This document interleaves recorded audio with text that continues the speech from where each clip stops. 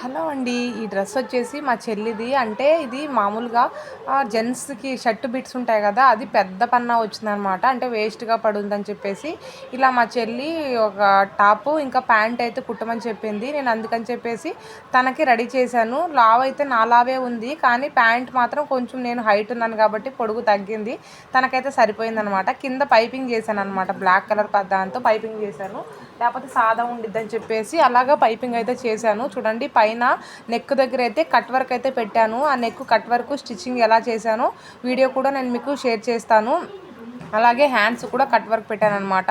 అయితే జాయింట్ మధ్యలో ప్యాంట్ దగ్గర అంటే చినిగిపోయింది. అక్కడ చినిగిపోయిందని చెప్పేసి నేను కట్ చేసేటప్పుడు చూడలేదు. స్టిచ్చింగ్ చేసేటప్పుడు చూశాను. చూసి కట్ చేసి అంతవరకు మళ్ళీ అతుకైతే వేశాను. ఒక సైడ్ అతుకు వేస్తే బాగోదని చెప్పి 2 సైడ్‌లు అతుకు వేశాను. కరెక్ట్‌గా అదే ప్లేస్‌లో అతుకు వేశాననమాట. చూసారు కదా! చాలా బాగుంది కదా!